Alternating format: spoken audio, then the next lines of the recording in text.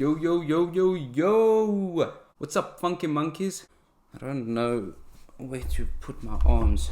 So recently I went to the cinema with my lady to go and watch Candyman. Don't even get me started on that film. And seeing the trailer for Last Night in Soho. Strangely enough, I found myself on the fence regarding whether or not I was actually excited for the release of this film. And I had no reason to be. It's produced by Edgar Wright, starring a stellar cast, and just looks absolutely bizarre. But my intuition was tingling like Peter Parker's spidey sense. Lo and behold, me old belly was right. That film was goofy.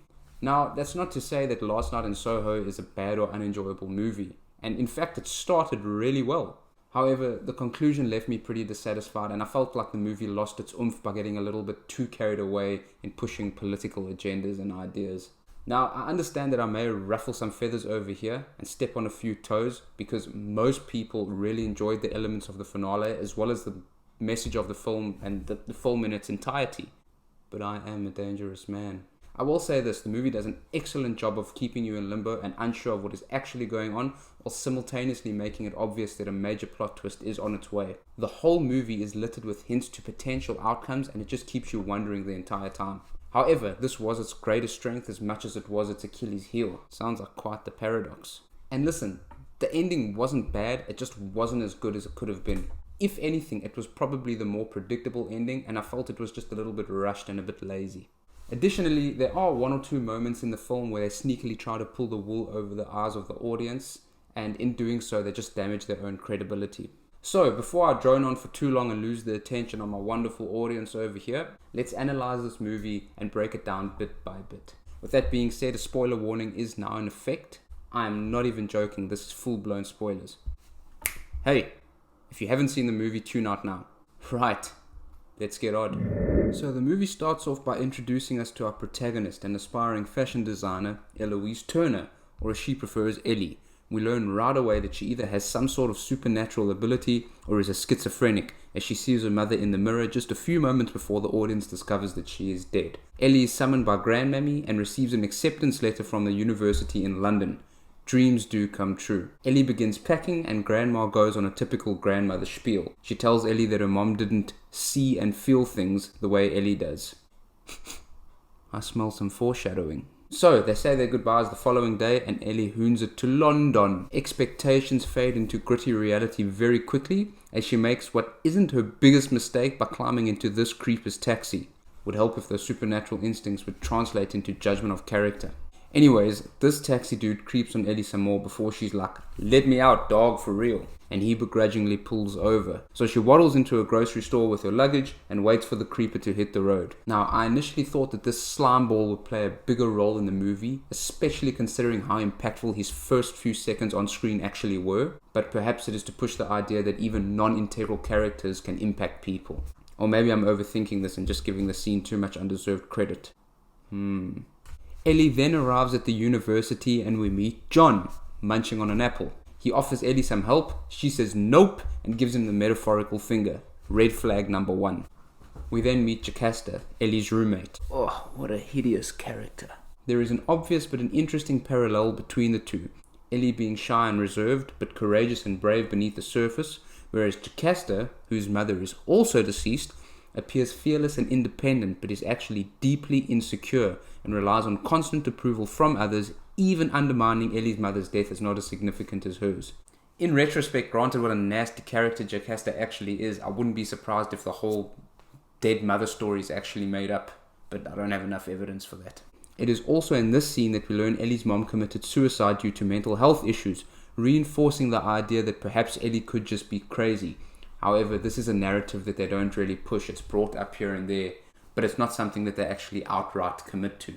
So the girls all head out to a pub, but Ellie quickly realizes that she's the ugly duckling of the group after overhearing Jocasta spew some garbage about her in the ladies' room while the others giggle away. They all eventually head outside, and Ellie spots another old creeper, see the pattern here, shuffling out the pub. This dude does carry some significance though, so we will keep an eye on him. Ellie looks to the crowd as they fade into the distance, says adios, not literally, and jovially heads into the opposite direction, back to the campus for doo-doo time. She's awakened by Jocasta getting nasty, and a party ensues outside her room where she's harassed by some plonker for listening to old people music. John defends her, but she doesn't seem all that grateful, maybe because he was drinking her coke. Regardless, red flag number 2.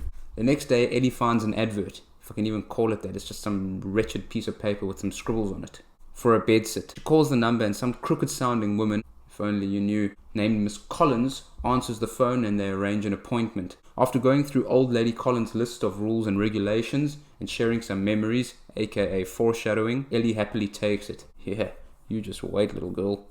That night, Ellie has a realm-merging experience and she enters the 60s. She walks into Café de Paris and sees some young blonde chick in the mirror as her reflection, and she doesn't seem all that alarmed either. We learn that this girl is named Sandy, and she don't give a flying goose. She's one of those progressive types, unbound by traditions and social customs. So Sandy walks down the stairs onto the main floor with Ellie playing reflection in the mirror. Blondie is here to steal the show. She means business. Show business. The room is filled with more pervy old guys. But Cassandra makes it to the bar unscathed, introduced to this sleazebag named Jack. He hypes her up for a moment, hits this pervy old geezer in defending her honor, and yeah, things look pretty dope for a sec. Jack then suckles on Sandy's neck, and he didn't even move her hair. Now he's suckling on Sandy's sandy hair. But look, Ellie's also being sucked on. So Jack and Sandy go driving off with all sorts of promises being made, and you kind of get the feeling that things are just a little bit too good to be true. Ellie wakes up and is now inspired by her quote-unquote dream. And starts designing outfits like a fashion version of Andy Warhol. Jocasta, being a little cow, points out the love bite on Ellie's neck. I have a little bit of a problem with this scene, but I'll address it at a later stage so I don't spoil my spoilers. Outside, John catches Ellie and gifts her with this new coke as a replacement for the one he copped earlier. And for the first time in about 3 previous encounters, she finally shows some grace and kindness to this poor bloke, even being a little bit flirtatious. But what does she do next? Bang! She blows him off once again so she can go and have fun in La La Land. At least she was polite. Look, I personally understand why Ellie would be off living a life in a different realm, but John doesn't have a clue what's going on. He just keeps getting sideswiped like a bug on a window. I mean, he must have some serious intuitive abilities to see the potential in this relationship, or he's just absolutely deluded. Guess we'll find out. So Ellie returns to Dreamland to find that Sandy is having a successful audition arranged by Glamour-Eye Jack over here. Thereafter, more promises are made to Sandy, and she gets a little bit kinky with Jack at the very same bedsit that Ellie is currently in. And she's like, what the heck is this, you horny scoundrels? Ellie rises to a new day and dyes her hair blonde, inspired by Sandy, and makes a breakthrough at the university with her designs. Now, this scene bears a lot of potential symbolism, so bear it in mind for my rant later. In further attempts to be more retro and more herself, Ellie goes vintage clothes hunting. She recognizes a landmark that she had seen in her dream, and the reality begins to dawn on her that the situation isn't as fictitious as she had previously thought. Now, I don't understand why she's so gobsmacked by this discovery. She's able to interact with ghosts, but seeing a landmark is world-shattering. It's very peculiar.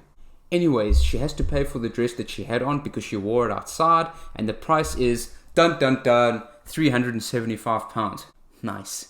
So now this kid is pooing bricks because she just blew all of her dough on a piece of material, and she still needs to pay for rent, food, and probably some other human stuff. I don't know. Fortunately, she gets a job at the local Irish pub and grabs the attention of our old creeper friend here from before. He follows her outside of the pub and asks her some pretty personal questions and says some peculiar things, and his significance grows.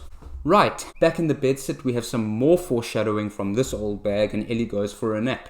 In her dreams, she's seated at a show which she believes Sandy will be headlining, but is actually a supporting dancer for another main act. Ellie is visibly upset, and Sandy looks about just as impressed as I do when there's no pineapple on my pizza. Ellie leaves her seat, passing Jack having a laugh with the same old geezer that he punched earlier in the film. We now know that things are a little more than stinky. Ellie then finds Sandy in her dressing room, slightly uncomposed. Jack comes knocking and Ellie answers the door as Sandy, in the same outfit, before Sandy returns to her normal form. Right, bear this in mind for later. Jack then brings Sandy to his table of acquaintances, and bang! Right here, the true nature of this dirtbag is revealed, as he tries to horse Sandy out to, you guessed it, Another old creeper. Never was I a fan of old Jackie boy. You can't fool me, mate. Needless to say, Sandy flips the metaphorical table and she says that ain't happening, much to the dismay of Tacky Jackie. So, Sandy and Ellie try to escape together, or as one, whatever is happening in this realm shift over here. And we have officially entered nightmare mode. This is now the den of demons, as we see all the other support dancers suffering the very same fate that Jack is trying to bring upon Sandy. Beyond just what's happening on the surface level here, this is actually a very dark scene.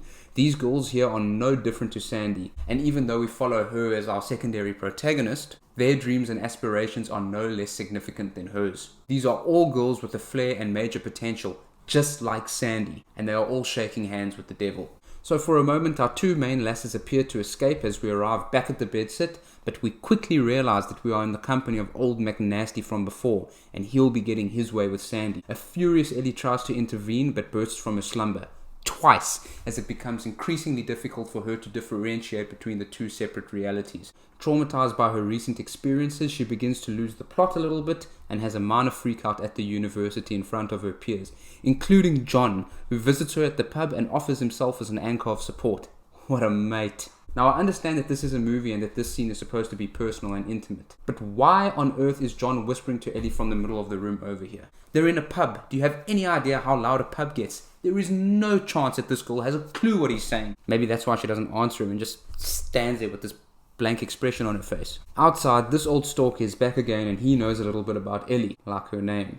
Then he drops a few comments and compares her to another blonde, which we get the feeling is a reference to Sandy, before handing her back the drawing that she had left on the bar counter, which is a sketch of Sandy in a dress that she's designing. Oldie leaves before we find out that his nickname is Hansy, because man's like an octopus, and was a real ladies' man back in the day. Here we are led to believe that perhaps this is Jack from Sandy's era. Back at the bedsit, Ellie's forcefully pulled back into the scandalous 60s before going to sleep. Here, Jack is straight pimping Sandy out to every old fart under the British sun, with Ellie as an onlooking reflection. Sandy dances separate nights away, falling into the grasp of various grubby goblins, with it concluding the same way each time, except Sandy introduces herself as different versions of her name each encounter, which is symbolic of her having an identity crisis and losing touch with who she really is. We see her go from frustrated to afraid/broken to numb. Even on the dance floor, she dances with more freedom the more that time goes on, because she's actually detached from her true sense of self, which is dying by the second. Jeez, that's just negative. Anyways, we meet this bloke over here who's slightly different, and Sandy assumes he's with the popo. I wonder if this will ever come to light.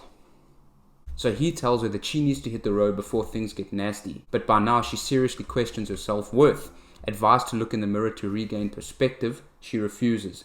This is an interesting scene because the reflection in Sandy's mirror is Ellie, who tries to capture Sandy's attention by banging on and eventually breaking through the glass. What does this mean? This is a key moment in the film that could have, in my opinion, elevated it onto a higher plane. I was so convinced of a particular narrative at this point, and I was so excited to see where they directed it, but it ceased to exist, and I'll discuss this idea at the end of the video in conjunction with earlier scenes to make my point clearer. Now, back at the bedsit, we see Sandy prostituting the different versions of herself out to the men from before, except they're all grey with amorphic facial features and sound rather ghostly. Ellie, now deeply disturbed by recent events, is parked off at campus and John makes another attempt at asking her out. Unbelievably, she finally accepts his request. I'm speechless. I am without speech. You see, lads, consistency pays off. So they head out to a Halloween party with the other students dressed as ghosts. Haha, I get it, because they feel like ghosts in a crowd. I can relate. At the party, Jocasta hands our lovebirds over here a drink. Knowing this chick's character, I wouldn't take a bar of soap from her. And in another poor judgment, they both down this potentially, probably, almost certainly spiked drink. Ellie shows her naughty side and just about swallows this entire glass. Jeez, chick, no filter. Out on the floor, she dances in a manner very reminiscent of how Sandy did, before having an episode and seeing her friends from the underworld. So she darts outside to break free from the madness, but it ensues there as well. John runs after her and he's like, "Whoa, Ellie, you look like you've seen a ghost." So they have a heart-to-heart and smooch it up before heading back to the bedsit. Johnny Bravo here is feeling pretty groovy, but let's see how long that lasts. So John does a magic trick and makes his pants disappear, while Ellie and he get frisky. But look, what's this? Another vision. Except this time, Jack has Sandy at knife point and a struggle between the two ensue. Ellie goes full on meltdown mode. John is as lost as a fart in the wind. Miss Collin is going mental trying to get inside, and this scene's just an absolute disaster. Ellie then sees, from her perspective, Sandy being murdered. John rockets out of there before Miss Collins can get the strap, and Ellie comes too. Now, I'm not very happy with this scene, and if you've watched the movie, you can probably understand why, but we'll get to that later. The next day, Ellie has another episode at the university, and she runs off into the London crowd, but she can't escape these faceless ghouls. The only spirits that she sees clearly is Jack, whom she runs into in the form of our old creeper friend over here, leading us to believe that it is the same person, and Sandy. The film gets a little bit goofy over here, but whatever. In what must be the most naive move that Ellie makes in the entire film, she runs to the police for help. For goodness sake, chick, come on! Do I even need to elaborate what happens here? Sherlock Holmes over here asks her about mental illness in the family, or if she was ever at a party recently where she might have been drugged, intoxicated, or poisoned. So, Ellie heads to a library to gather some info on missing persons in the hopes of coming across Sandy's case. John is back to offer his bleeding heart, and Ellie finally tells him what the freak is going on. And he responds with, "My auntie believes in all sorts of weird shit." Right, but does that mean that you believe her, or are you just accustomed to insanity? Anyway, so he offers to help and leaves Ellie to her own devices for the moment. Suddenly, the realm switch occurs and the spirits are after Ellie as she tries to escape them. And as she moves around the library, we see that Ellie perceives other people as the spirits and that they do not inhabit their own space. Except for here, I don't know what the hell's happening here with this guy. She finally loses it and attempts to kill what she thinks is a spirit, but is stopped by John before shanking Jocasta in the eye hole. Everyone is pretty shaken up, and Jocasta, like a typical bully, cowers in the presence of danger. Ellie heads out and sees Sandy in the street, and she chases after her, running down the rabbit hole to find Alex in Wonderland. Sandy has now turned her back on Jack, and Ellie runs after her, but is delayed by these strange spirits. However, she breaks free and makes it to Sandy, only to be pushed over and knocked out. Ellie comes round and she sees this old geezer who we are supposed to believe is Jack, and she goes storming after him. Arriving at work, she meets our friend downstairs and attempts to record a conversation with him so that she can catch him out. In their exchange, a few comments make you think, I am missing something. The old man says Alex killed Sandy. Interesting. And then storms off. Ellie continues to confront him, and after some heated words, Hansy gets whitewashed by this horseless carriage that ends his lifespan. We find out that he isn't actually Jack, but Lindsay, a cop that tried to help Sandy out in her youth. I reckon you're a copper or something. Blimey, mate, what an astute observation. Also, he got hit by a car. Why does it look like he was shot in the mug at point blank range with a hand cannon? So Ellie says, I'ma head out, and calls Granny to tell her that it's home time. John runs about looking for Ellie. How does he always know where to go? He's like a sniffer dog, this kid. And he offers to drive her home. But before they do that, Ellie needs to stop by Miss Collins and fill her in with all the juicy details. She has a cuppa with the old dinosaur, goes through some mail, and then the big twist comes in. Are you ready? Sandy is Miss Collins, and the girl who died upstairs was the young her. Boo! Boo!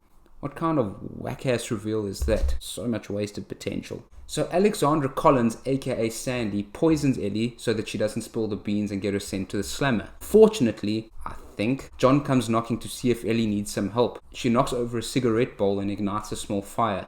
Little arsonist. Sandy opens up for John, who asks if he can come in, and then she's like, yeah, cool, come on up, mate. What? John, you intuitionless dork. This hag just about killed you the last time that she saw you. Now she's all cool with you coming into her house. What world are you living in? Use that noggin. So Ellie sounds the alarms, John gets shanked in the gut, and a death match between the two women begins amidst the fire. Sandy tries to slice Ellie up while they both shuffle up the stairs at a glacial speed. Dude, just kick her in the gob. You have the strength to pull yourself up a flight of stairs, but you don't have enough energy to boot her in the face. Finally, she kicks her in the leg, and she drops like a sack of potatoes before Ellie makes it into her old room. By the way, this scene completely ruined Sandy's character for me. Do you hear me, Edgar Wright? That was Edgar wrong. Then, the spirits that Sandy killed in her youth begin breaking through the floorboards and the walls and prevent Ellie from getting to the phone, pulling her back and keeping her bound. But hold on, what's happening here? Another twist. The spirits now beg for Ellie's help and plead with her to kill Sandy. Okay, I get the direction here, but the execution was just horrendous. First of all, you're holding her back and preventing her from reaching the phone. If you just let things run their course naturally, she would have been able to help you in some form or another, you dorks. Anyways, so Ellie rejects their request as Sandy comes bursting through the door, as suddenly she can see them all in their natural form before getting pimp slapped by Jack, and then they all just fade into nothingness. Sandy tries to commit suicide to prevent going to prison, but Ellie prevents her from delivering the self-coup de grace in the hopes of helping her. Then, in a drastic change of character, Sandy wants to help Ellie and John. Nope, sorry, the character is ruined, it's too late now. So Ellie and John are rescued and make it out of the house, and then we cut to the next scene where Ellie has a successful debut at the university fashion show, of which John and O'Gran are the chief support. Then backstage, these two congratulate Ellie, but weren't these two of the girls that were slagging her with Jocasta behind her back earlier in the film? Get out of here. Jocasta gives a sarcastic applause but is dismissed by Ellie. Also, are we just going to ignore the fact that Ellie nearly shanked Jocasta in the face earlier? Anyways, she sees her mom in the mirror shortly after. Then John and Gran give her an old pat on the back, and then we see a young Sandy in the mirror, who seems to be on good terms with Ellie. And scene. And that's it. That's the film. So let's talk about it. The plot. I was really convinced that Ellie and Sandy were reflections of one another. Maybe some form of alter ego or subconscious, but definitely connected in some form or another on a very personal level. If we look at the parallel between Jocasta and Ellie, as interesting as it is, they're just two very different people. But Sandy is more than just an inspiration to Ellie, and Ellie is more than just a reflection in Sandy's mirror. Sandy is the embodiment of all that Ellie wants to be, a symbolic personification of her own dreams and aspirations. Ellie dresses how Sandy does, she wears her hair like Sandy does, she talks like Sandy does, she is inspired by Sandy's success as if it was her own. And then regarding Ellie, she represents the youthful, innocent young girl with a healthy self-worth, which is shown in the scene where Sandy refuses to look at a reflection in the mirror, which is Ellie. Also, Ellie can be affected by the events of Sandy's world. She exists beyond just an onlooker. She was physically marked by Jack's hickey to Sandy, and she interacted with Sandy's world as Sandy. I mean, all the potential was there. And maybe it was supposed to be, but the credibility of it was damaged based on how they executed it. For example, why does Ellie exist in different states within Sandy's world? As an onlooker, as a reflection, and as Sandy herself? And what is the connection between the two if they are both completely different people, but one just happens to have the ability to live out past events? None of these questions were answered in the end, nor were they entertained. It's like the movie just forgot that it had a bunch of content that it needed to address. And my point doesn't even have to exclude Sandy being her own person. They could have had some sort of supernatural intertwining. It wouldn't be that far-fetched considering that the movie deals with supernatural elements. But they took something that was supernaturally focused and then they tried to shift it into something that was purely physical, forgetting that the entire story was supernaturally driven. Does that make sense? Also, the murder scene. I mean, I get that Ellie was in the middle of a mind-boggling episode and that her environment was chaotic, but she was staring right at Jack and Sandy when she witnessed that murder. How on earth did she get those details mixed up? Furthermore, in that initial scene, Sandy outright stops breathing. That's cheating. You can't do that, directors. And this brings me back to my initial statement from the beginning of the video where I said that they were so focused on pushing their political ideas and agendas that they actually forgot about the content in the film. You know, the political message being focused on toxic masculinity and how even in the vintage past where everything was glamorized, which was seen with Ellie's perception, her initial perception at least, that the reality was actually a lot darker and as bad as it was today. And even though the film ends on a somewhat positive note, it's just incredibly negative. Just so very frustrating to watch a movie that has the potential to just ooze with creativity and some sort of intellectual symbolism, but takes the political route in order to just cash in with a quick buck. And I just want to put it out there that I hate what they did with Sandy's character. I mean, I get that she was made bitter and twisted due to all the ongoing suffering and abuse, but her character becomes unredeemable when she tries to out Ellie, the very same person who is hell-bent on helping her, or at least to old her. And she knows it. I mean, at that point, she was so far gone, almost void of any quality that actually made her character likable. The kindness that she portrayed while attempting to poison Ellie was just outright psychotic. I mean, it wasn't even like they made her corrupt, but still maintained some sense of humanity. She was as bad as the monsters that had corrupted her.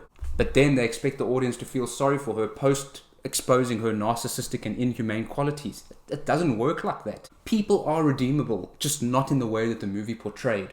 I mean, by that logic, we could be expected to root for Jocasta, granted that there was one scene where she expressed some form of grace. I mean, it's a terrible way to think. Loving kindness is not a once-off act. It's a consistency and a way of life. So yeah, that's another piece that the directors fumbled.